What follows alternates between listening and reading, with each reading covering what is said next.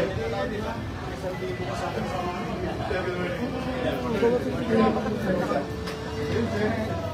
would like to acknowledge the presence of Manila City Mayor Isko Moreno Domagoso. Together with his Chief of Staff, Mr. Cesar Chavez, and the Manila City Office of Senior Citizens Affairs Director Sheikh Sakaluran Mohammed.